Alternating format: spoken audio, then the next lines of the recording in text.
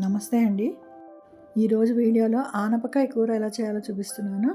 ఆనపకాయని సొరకాయ అని కూడా అంటారు. చాలామందికి ఆనపకాయ అంటే ఇష్టం ఉండదండి, కానీ ఈ పద్ధతిలో కూర చేస్తే చాలా ఇష్టంగా తింటారు. ముందుగా ఆనపకాయ చెక్కు తీసి మధ్య భాగాన్ని కొంచెం ముదురుగా ఉంటే తీసేసి చిన్న ముక్కలుగా కట్ చేసి పెట్టుకోవాలి.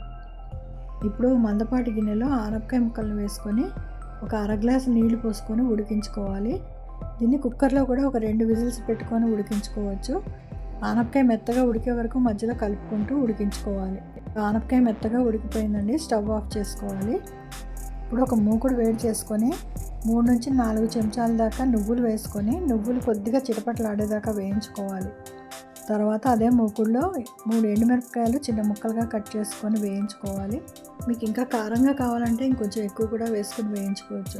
ఇప్పుడు ఒక మూకుడులో ఒక 2 చెంచాల నూనె వేసుకొని ఒక చెంచా మినప్పప్పు, 3/4 చెంచా ఆవాలు, ఒక అర చెంచా జీలకర్ర, ఒక ఎండుమిరపకాయ, తర్వాత ఒక 1/2 చెంచా ఇంగువ వేసుకోవాలి.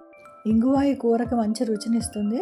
ఇప్పుడు అందులోనే కొద్దిగా కరివేపాకు వేసుకొని పోపంతా దూరగా వేగాక మనం ఉడికించి పెట్టుకున్న ఆనపకాయ ముక్కల్ని ఇందులో వేసుకొని కలుపుకోవాలి.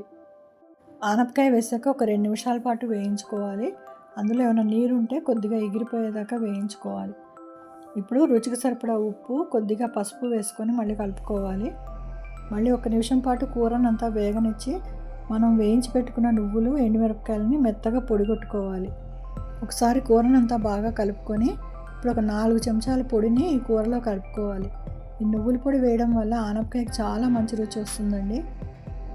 తర్వాత నువ్వుల్లో మంచి కాల్షియం కూడా ఉంటుంది. ఈ నువ్వుల పొడి కూరకంతా బాగా పట్టేటట్టు కలుపుకోవాలి.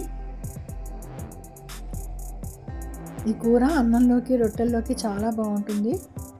ఇప్పుడు 1 నిమిషం పాటు మూత పెట్టుకొని మళ్ళీ ఒకసారి కలుపుకొని స్టవ్ ఆఫ్ చేసుకోవాలి.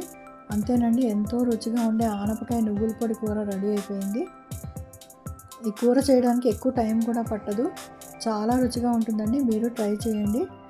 ఈ రెసిపీ కనుక మీకు ఉపయోగపడితే లైక్ చేసి మీ వాళ్ళందరికీ షేర్ చేయండి. మరియు నా ఛానల్ కూడా సబ్స్క్రైబ్ చేసుకోండి. వీడియోని కూడా కొంచెం హైప్ చేయండి. Thanks for watching.